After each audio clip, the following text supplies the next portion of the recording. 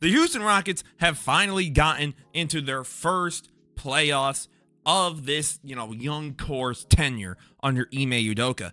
And today, we are going to look at this team in every facet and try and figure out how good should we really determine this team to be come playoff time with their inexperience, and what can this team do to make some noise. And of course, the first thing we got to do is talk about Alperen Sengun.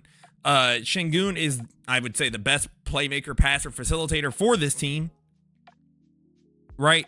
And again, this is going to be important. If they find a way to limit Sengun, his passing ability, right? This is a great job here. Gets a spin pass. Now you got Gordon and Westbrook a jump. And then, it's Steven Adams. Like, Steve is going to do what Steven needs to do. And again, gets the ball out to Sengun, has the 3-ball opportunity, and does a great job. Like, again, he doesn't let the defense control how he moves. So he does a great job here of getting the pass off, quick to Jabari Smith Jr., who's going to, hesitate and take the 3-ball. Because, again, that's important. Again, and then he waits for DeAndre to come over. He waits and just does a great job. Now, you could argue he probably could have made this pass. But, again, Sengun is a very patient, player. He's not going to force something he doesn't need. So Easton does a great job cutting across and gets the tough finish. So again, if Sengun, they find a way to limit Sengun as a passer and a playmaker in the playoffs, right? Like, let's say he has a similar problem to Domantas Sabonis when they played the Golden State Warriors, the Sacramento Kings, and they're playing the Minnesota Timberwolves. Like, the Timberwolves win their first playing game. They're locked in as a 7 seed. They're playing Houston. And let's say Jaden McDaniels is on Alperen Sengun. And basically, they get to just play drop.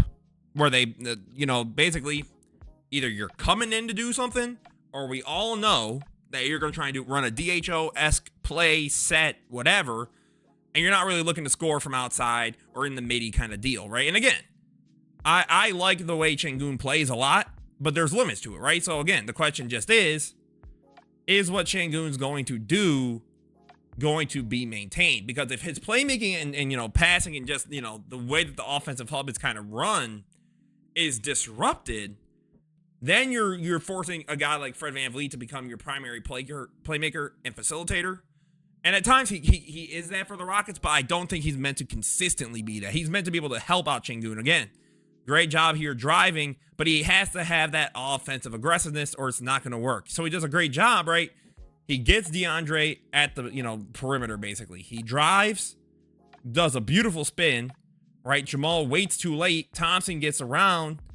Jordan is, making sure that I guess Sengun didn't have the ball anymore.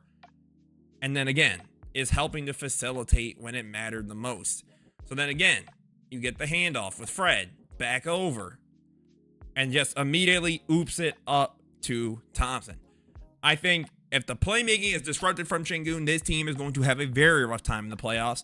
And they're hoping to play, I feel like, just about anybody but the Timberwolves, because that is a very, very, very, very, tough matchup for them. But then we got to talk about the guy that he just lobbed the ball to, Amen Thompson, and just the overall defense of this Houston Rockets team. Amen Thompson has become, he's a defensive menace. This dude is ridiculous. His athletic ability, his willingness to always cut and attack and to, never let any play get off of him, right? He never takes a play off. He never allows, the opposing offense to get their look. And again, this is, just high IQ basketball. Jaylen Green comes over, does a good job, right? Forces him down. Thompson's already knowing the ball's got to go out to Hero. So he, using his sheer speed and athletic ability, gets the ball out. Didn't get the, transition play you might have wanted, but still, right? And again, you can't make some of this stuff up, right? Sengun gets the miss, gets the reset. Thompson comes behind the 7-footer and just goes, nah, I'm going to take this back real quick, man. And then, you get the, the defensive foul there from Bam Adebayo. And again, guys like Thompson, Tari Eason, and Dylan Brooks, Dylan has some moments where it's like, Dylan, what are we doing? But just look here. Thompson bounces off a Hero, forces it down, pokes it out, And then Tari Eason could get the rebound. And then up to Fred VanVleet gets the 3. Like, the defense is what would win this team a playoff series, depending on who they played. It's very similar to the Orlando Magic last year. I think their defense would have to really stifle whoever they're playing against. So if they played like a Phoenix, and Phoenix doesn't have, or not a Phoenix, if they played whoever the 8 seed is, that isn't Minnesota. So I think it'd be like the Clippers. They would have to hope that like Kawhi, that Thompson, Eason, and whatever can slow Kawhi and Harden. Because if they can't, I'm not 100% sure that they have the offensive firepower consistent that is necessary for a team to win a playoff series and go for an NBA championship. Again, Thompson is a remarkable player. Eason is a remarkable, defensive player. But at the end of the day, right, there's levels to this, everything. And again, like, you just can't make this up, right? Wiggins goes to get the screen from where? He knows he's going to go out that direction. He just snags it from him. Like, that's just disgusting. And he just slows it down, slams it. Like, come on, man. And then we're going to get into that offensive firepower, which is Jaylen Green. So part of the problem and / good thing is, right, Jaylen Green has grown as a scorer. I would say, though, the efficiency has come down to earth, right? Like, he's been good as a scorer, but again, you're going to need to hope to get a more efficient / productive Jaylen Green on a consistent, night-to-night basis. He'll the 30, from the field, nights are not going to be what's needed. By the way, again, Jaylen Green's also stepped it up as a defender. Like, he's not a complete negative on defensive end. Does a good job of waiting, pulls up, right? Now you need that efficient, quick, smart Jaylen Green, right? You don't need those crazy acrobatic 3-point mid-range shots. Take the easy ones.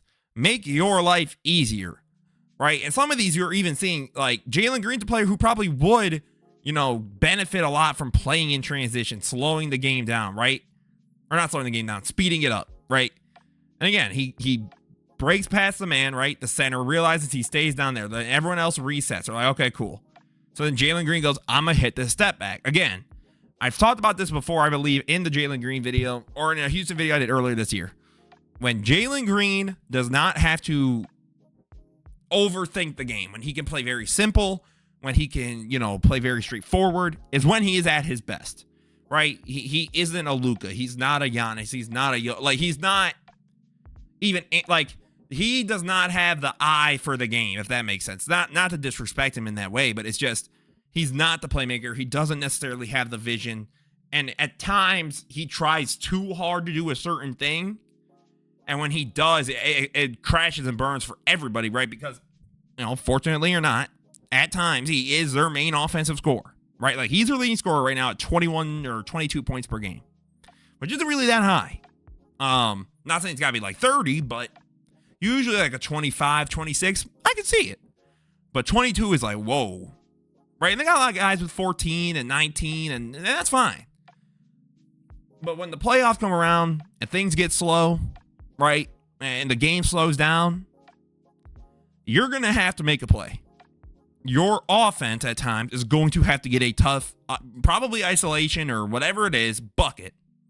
And I'm not sure if this Houston Rockets team has a consistent player that they can rely on to go ahead and do that. Which I think, unfortunately, more likely than not, I would probably hedge my bets this Houston Rockets team is a first-round exit. It's similar to the Memphis Grizzlies. They're young. This is their first, their first bite at it, their first real chance. And that's good, right? Like, you want your young team to gain that experience now instead of having to keep, kicking the ball down the road and hoping it comes to you. This is very important. So let me know what you guys think. Are the Houston Rockets, a dark horse contender? Do you agree with me? They're most likely a first-round exit.